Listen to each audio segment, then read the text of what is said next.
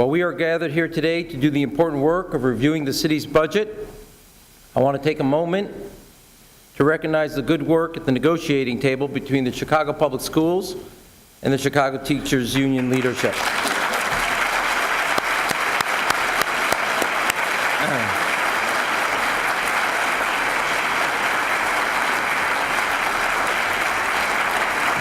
Both sides worked in good faith to reach a good deal.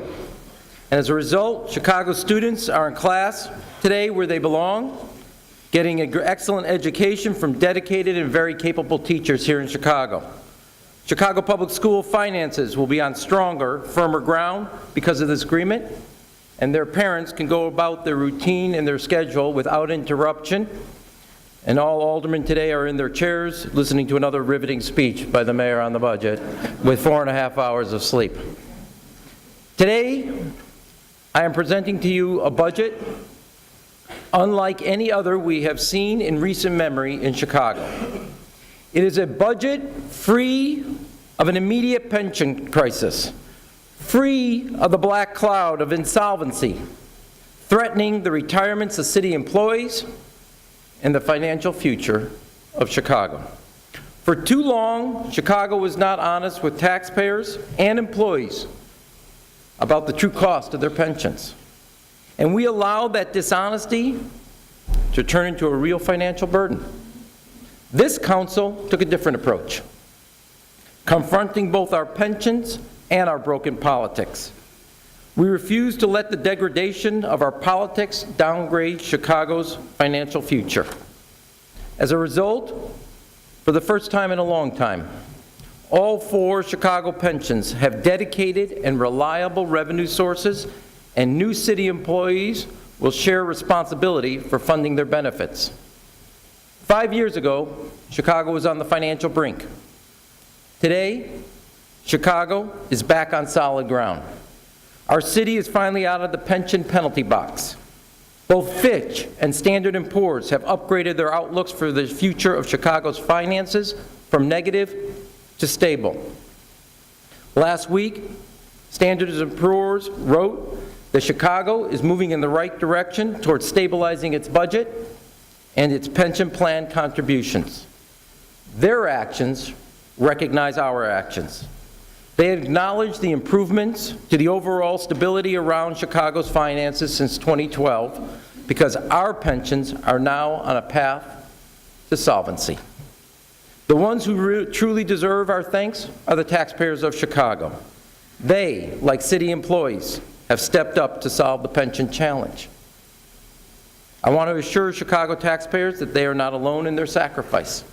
While homeowners are being asked to step up, we are making sure that our central business district and businesses across the city are also carrying their full weight as well. And consistent with the philosophy of being honest with the public about our pensions, together, we've also confronted our structural deficit. As you remember, in 2011, the city was running a $635 million annual deficit, almost equal to 20% of our core operating budget, and a number of city employees were on furloughs. We have cut that deficit by 80%.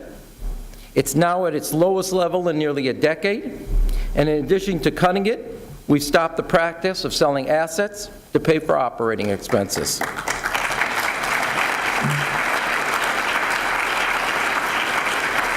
We stopped the practice of relying on one-time revenue sources to balance our budget. We stopped raiding the rainy day fund just to keep the city afloat. This year, like every budget of the last 5, we're putting money back into the rainy day fund. And put it another way, we are saving for Chicago's future, not selling it short. We're also reducing our dependence on the financial practice known as scoop and toss by another $63.5 million on top of the $100 million we reduced last year. These actions are consistent with my pledge to eliminate the reliance on scoop and toss to balance our budgets altogether by 2019. We have frozen downtown TIFs, closed 15 TIFs over the past 5 years, with an additional 3 TIFs to be closed this year. We've made our TIF investments more transparent, and we've redirected the lion's share of the TIF resources to support improving public schools, public transportation, public libraries, and public parks, consistent with our Neighborhood Now investment strategy. What resources would you not use for those investments? We've surplused every year to the tune of a total of $853 million, with over $400 million going to help our schools balance their budget.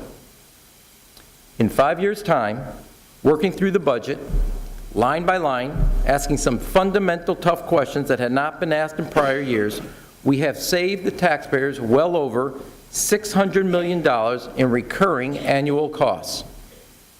Now, how do we do this? In some cases, we took down entrenched political interests. In others, the inertia that were preventing us from making some tough choices and tough decisions and common sense choices. We've saved $100 million in health care costs, and our employee health care budget is level with 2011. We've saved $200 million by eliminating vacant city positions and realizing savings on salaries. We changed the way we deliver basic neighborhood services like garbage pickup, street sweeping, and rodent abatement to a more efficient UPS and FedEx-like model. This not only improved our city services, it has resulted in more than $30 million in annual savings. We've saved taxpayers more than $20 million on energy costs. We've saved another $10 million by changing the way we lease property. These are just a few examples of going line by line, service by service, department by department, to save Chicago taxpayers money and do things in a smarter and more efficient way. No area is too small for scrutiny, including how we lease copying machines, which will save us another $2 million in this year's budget. This year, taking a fresh look, like on copying machines, we're resulting in another $33.5 million of savings to taxpayers. These were not all easy decisions. Together, we confronted the challenges to both our pensions and our annual operating budget simultaneously. We did what was economically and financially necessary, not what was convenient or expedient. Denial has never been a long-term economic strategy for Chicago's financial health. I want to caution all of us, though, given all the hard work over the past 5 years, the risk of going back to what was politically easy has not been cleansed from the budget process.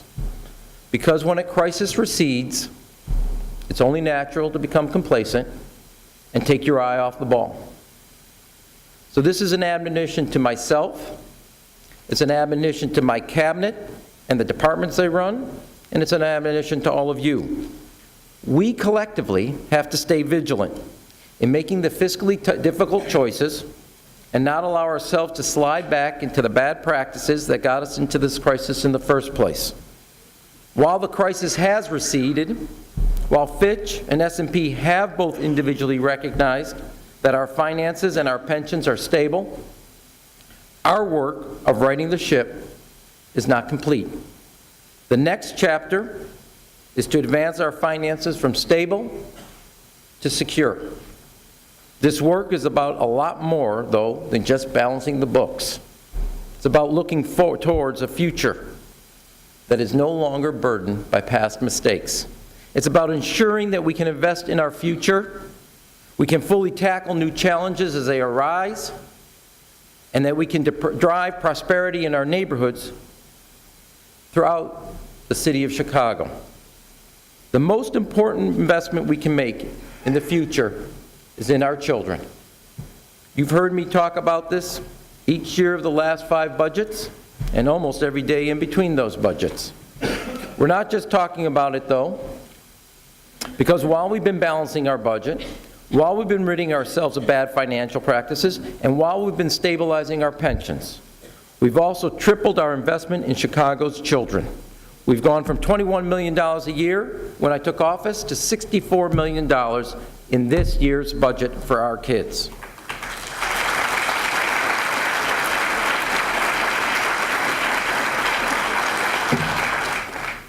The deck has been stacked against the children of the city of Chicago for too long. From a school day and a school year that was the shortest in America, to insufficient early childhood education across this city. From too few after-school programs to a dearth of summer jobs. From inadequate access to health care to not enough mentors. I am determined, as I know you are, to reshuffle the deck to ensure that all Chicago's children come out on top. With the help of City Clerk Susana Mendoza and the innovations she made in her office, we will provide an adult mentor to more than 7,200 young men in 20 neighborhoods with the highest homicide rates in Chicago. We're not going to wait for this budget to pass. Start working towards that goal. We're already ahead of schedule, and by next month, more than 4,000 young men in our schools will have a mentor. Not just for the...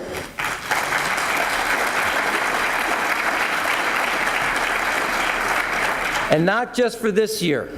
This is the beginning of a 3-year commitment to expand proven mentoring programs in Chicago, to replace despair with hope.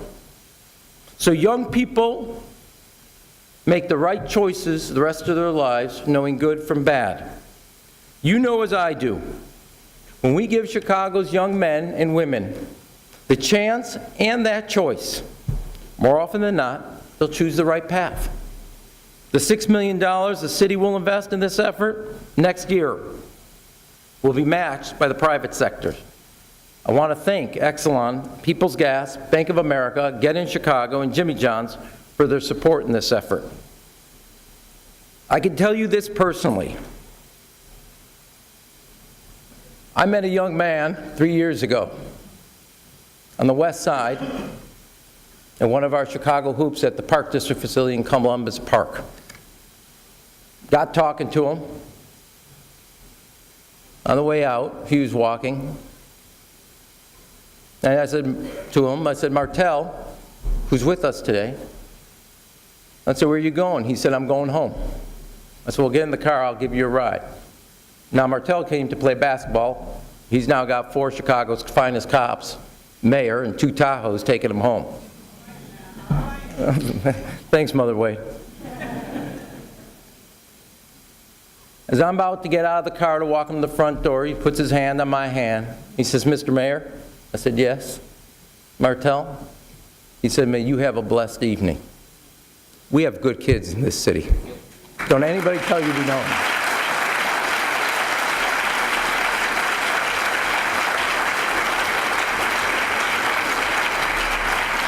I asked Martell to become an intern in my office. We mentored him, I can say the whole office, myself included. He's graduated. He got a job working at a restaurant, first as a busboy, now he's preparing food. And this spring, he's enrolling at Malcolm X Community College.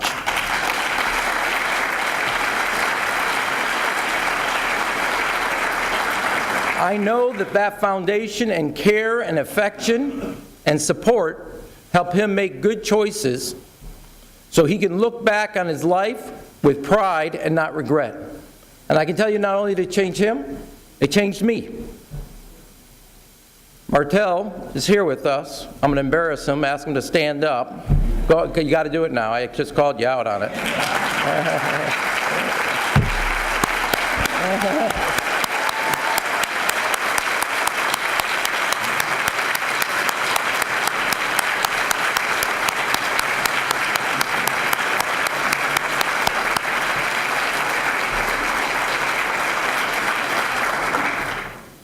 That foundation helped him make choices.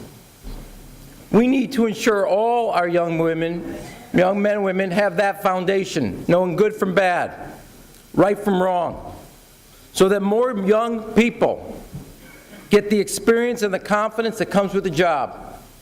In this budget, we're going to expand our summer jobs program, which we've doubled since 2011. Even in the face of continued cuts by the state and the federal government, we've continued to double down on the future of the city of Chicago. In 2017, we'll offer another 2,000 summer jobs on top of the other 28,000.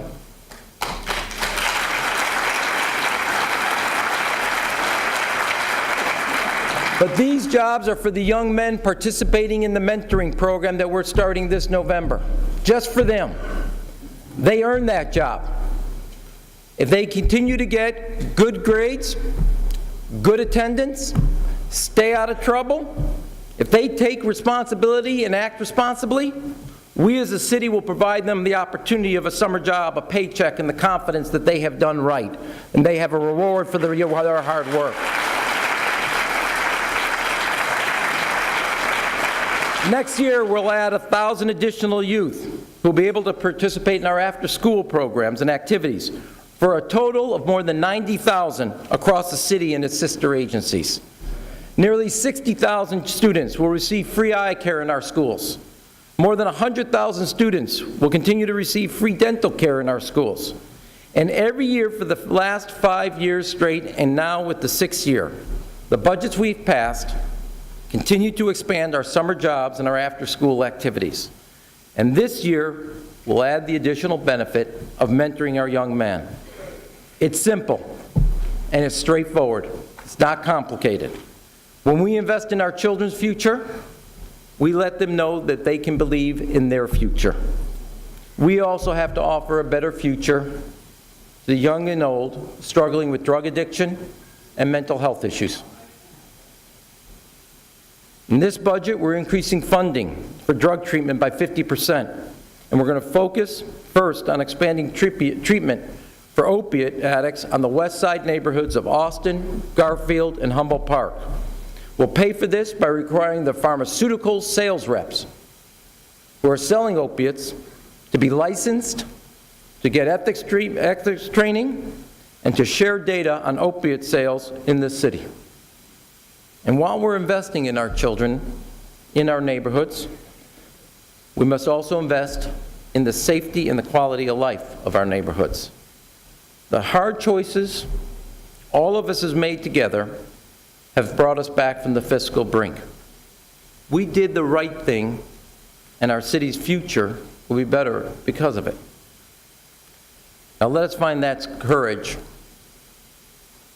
to tackle another hard and bitter truth.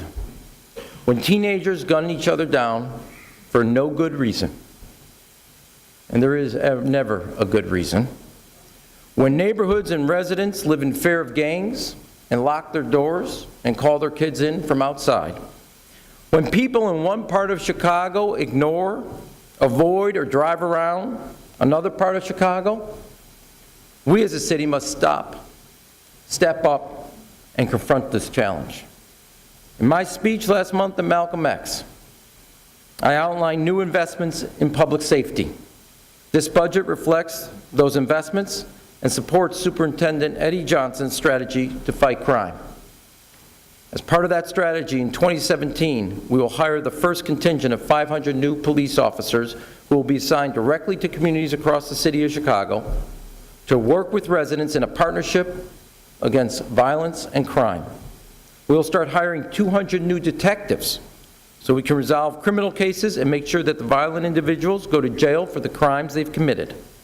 We'll fund an additional 92 field training officers to teach the new training procedures ordered by Superintendent Johnson, consistent with our philosophy around community policing. And to meet all the above obligations, I have directed my team to begin the search for a new location for a new, modern, 21st century training facility for Chicago's Police Department. This facility will not just train new recruits, but also ensure that our current sworn officers are receiving the best training and preparation throughout their careers. Our police officers and their new colleagues will be aided along the way by universal body cameras, tasers, and in some of our most violent districts, gunshot sensing cameras. While these new resources will help our officers do their difficult jobs, I want everyone in the city to hear this. No resource we provide our police officers is stronger than the resource you provide them in support.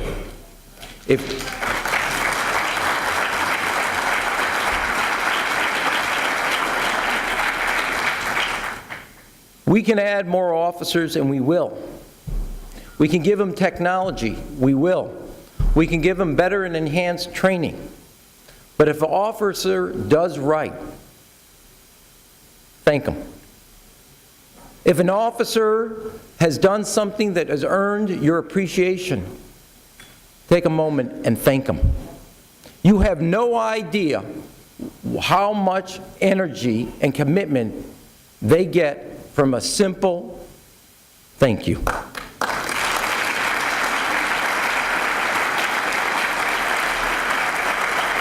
So as a city, we'll put these resources behind Superintendent Johnson's strategy. But don't just look at them. What have you done to enhance that safety? The officers have to earn that respect and that trust. But when they do, you have to give it to them. So I call on all of you to play a role in the public safety we want to see throughout the city of Chicago. Improving public safety is an urgent need for the city, and it's especially an urgent need in our neighborhoods on the south and west side. So with this budget, we're focused on building the strong and vibrant neighborhoods the residents of Chicago deserve, and the upgrading of the services that residents of Chicago rely on. We're going to improve and modernize Chicago's 311 system, the main way residents connect to the city for services. Chicago, in 1999, invented the 311 system. But in the years since, and we know this ourselves and we know it from our kids, communication technology has changed, but 311, 1999. Chicago's 311 system has to join the 21st century. If you can order groceries, download a book or a movie, check your medical records on your smartphone, it should not be beyond the capacity of the city of Chicago that you can report a pothole, get a tree trimmed, have a street light replaced that's gone dark, or call for graffiti to be removed in your neighborhood. Okay, now you're in church. Hope your prayers get heard pretty quick. With the improvements we're making in our 311 system and our technology, residents will be able to tweet, text to the system, making it completely interactive so Chicagoans can check on their neighborhood service requests in real time and see where they are for the request of that service. The new mobile 311 will be fully operational by 2019, and we are not going to pay for it with any new taxes. A couple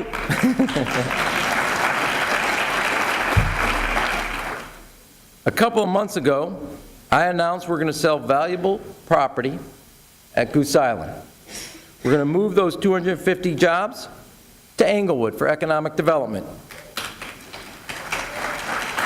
And we're going to use the proceeds of that land sale to build a new, modern, mobile 311 system that serves all the residents in the city of Chicago. We're also investing in replacing and upgrading streetlights across the city. By December, the Infrastructure Trust will choose a company to upgrade the 270,000 streetlights to LED over the next 4 years. More reliable, better quality outdoor lighting will save energy costs, make our streets safer for businesses and families, and while making them much less attractive for gangbangers who prefer to operate in the dark. Now, all of us believe that art is vital to a neighborhood's quality of life. So we'll also fund our 50 and 50 for neighborhood art. For the first time ever, we'll be partnering with you to dedicate $10,000 of your menu funds this year alone to finance permanent public art installations in your ward, and the city will match that $10,000 dollar for dollar. In every neighborhood in Chicago, we have all seen talented local artists, photographers, painters, sculptors, whose work can enhance the quality of life in the neighborhood and community. So I'm asking each of you to join me, creating our 50 permanent new art installations across the city in all 50 wards. All of these investments will make our neighborhoods stronger, better, and safer, and that will continue to make them more attractive for vibrant retail and residential growth. Now, we all know that a lack of jobs and a lack of opportunity are a breeding ground for gun violence. We can invest in mentoring and we will in this budget. We can invest in after-school and summer jobs, which we will in this budget. We can invest in added police and training and technology, which we will in this budget. We can invest in educational improvements, which we will in this budget. We can invest in improvements in our transportation system, which we will in this budget. We can invest in public art, and we will in this budget. But if we are not also creating jobs and providing the skills for those jobs, we'll be weakening our public safety net. That is why we're investing in the success of neighborhoods across Chicago.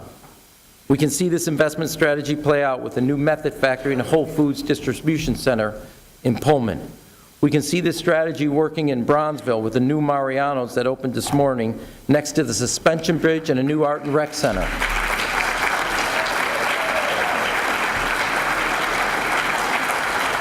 We can see this strategy working in Englewood with a new Whole Foods right across the street from Kennedy King College and just down the street from an upgraded 63rd Street station and an improved Red Line.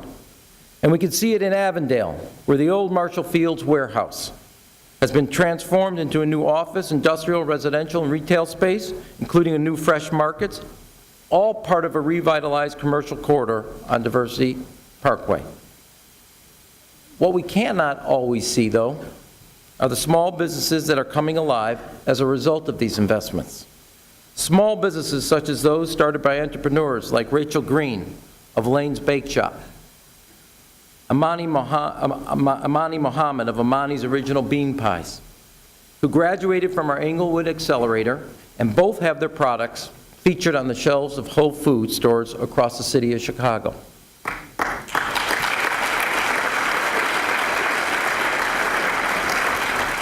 Both Rachel and Amani have benefited from the city's small business support programs. Rachel's shop became the 250th business served by Chicago's first-in-the-nation micro-lending program, while Amani received coaching and a loan through one of our small business opportunity centers. Rachel and Amani are with us today, along with Brenda Barber, the CEO of Sweet Beginnings, and Arnett Faulkner, the CEO of AHF Body Chemistry.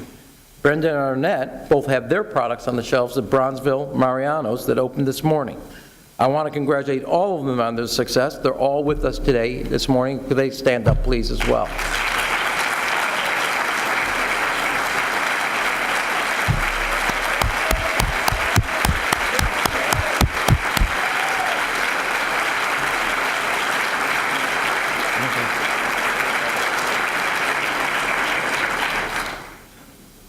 I want to congratulate all of them because their success is Chicago's success. And before I move on, it wouldn't be right without also recognizing somebody that's not here who made the Whole Foods possible in Englewood, Joanne Thompson, our dear friend.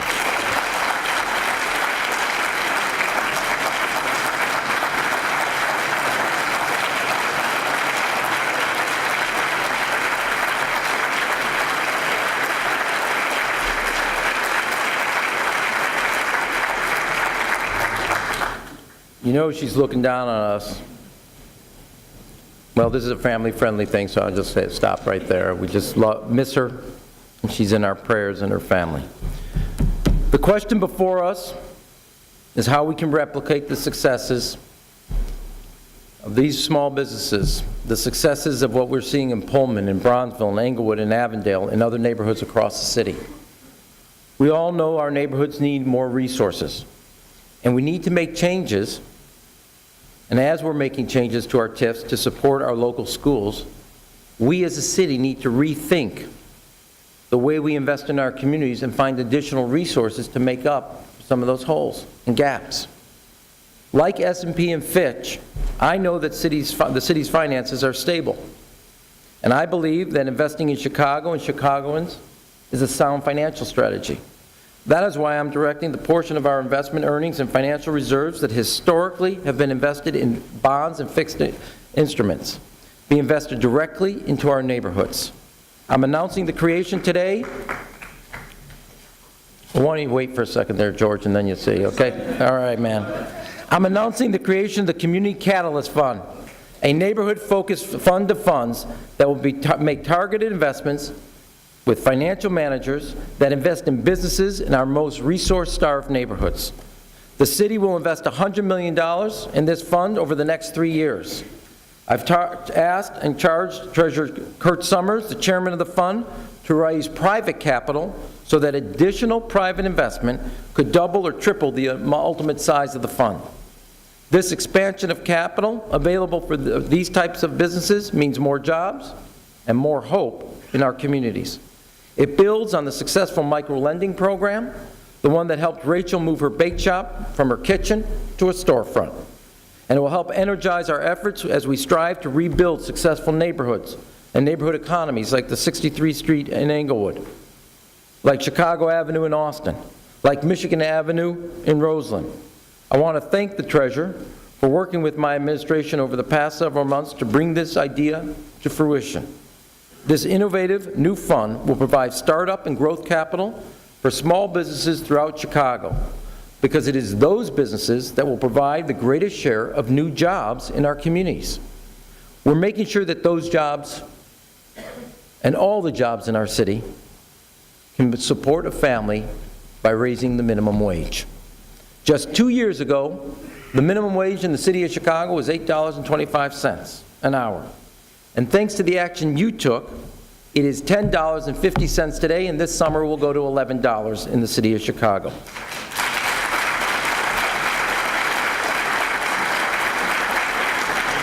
Now, I know some of my biggest supporters in the business community were not happy with this, did not support it, and actually worked against it. But it was the right thing to do for Chicago's workers, it was the right thing to do for Chicago's families, and it was clearly the right thing to do for Chicago's families and our economy. If you work full-time, you should not raise a child in poverty. Work should pay.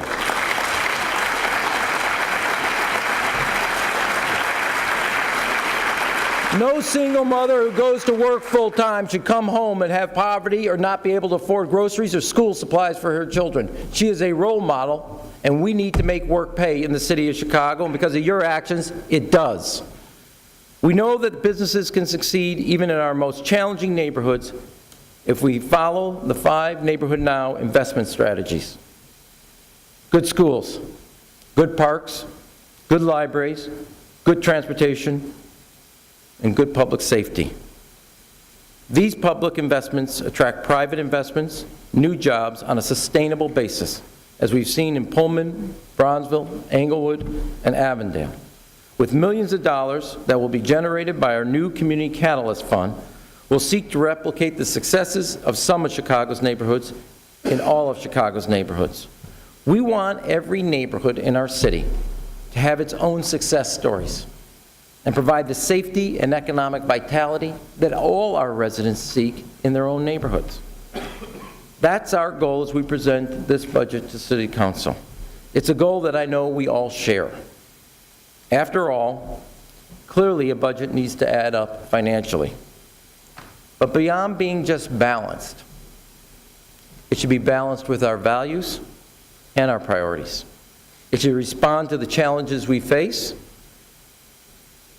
and the progress we seek. While the need remains great for investments in transportation, public safety, education, and economic vitality, our progress over the years has touched the lives of people across the city. So I want to end where I began. Back when I presented my first budget, people thought Chicago's finances and the fiscal challenges had grown so big they couldn't be tackled. They thought our pension crisis was too big to ever be really addressed. They thought our community colleges would continue to leave too many residents unprepared for the 21st century. They thought Chicago's students would remain near the bottom in graduation rates and test scores. In 5 years, 2 rating agencies have upgraded their outlook on Chicago's future, and the black cloud of insolvency hanging over our city's pensions has been lifted. Today, we are balancing our budget, not with gimmicks, but with honesty and a shared sense of responsibility. Today in Chicago, our fourth graders and eighth grade students are leading the country in reading and math gains respectively. Our high school graduation last year was 73.5%. More than 16% has grown in the last 5 years. And our freshmen this year, 87.5% of our freshmen are on track to graduate high school.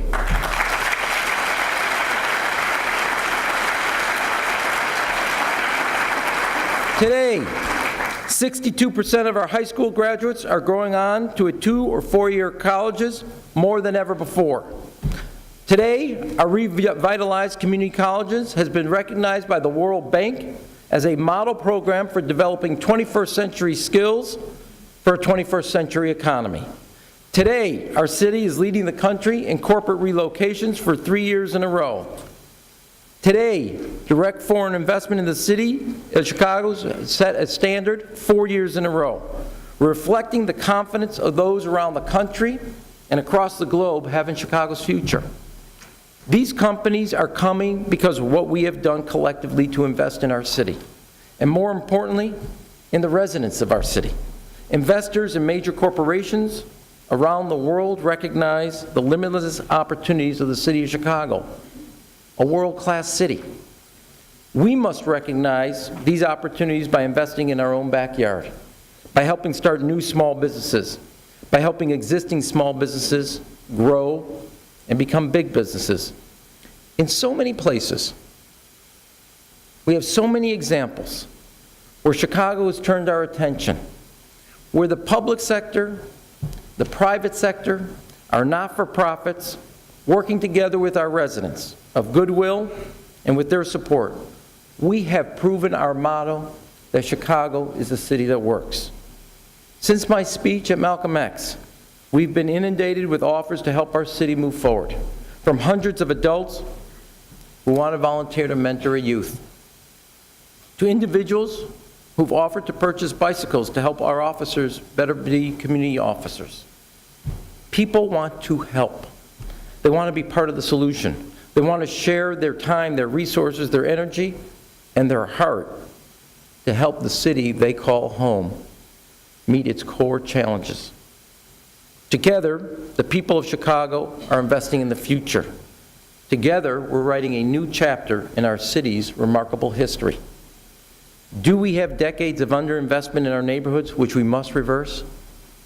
Yes. Do we have major challenges with guns and gangs, as we have for generations, that we need to confront? Yes. Are these challenges, though, like the others we've successfully confronted, bigger than the collective will and spirit of the city of Chicago to solve? The answer is no. There's no challenge bigger than the will and the capacity of this great city. This budget I present to you today is rising to meet those challenges because it is free of past burdens, so we can look to the future and act together with confidence. Thank you, and God bless this great city.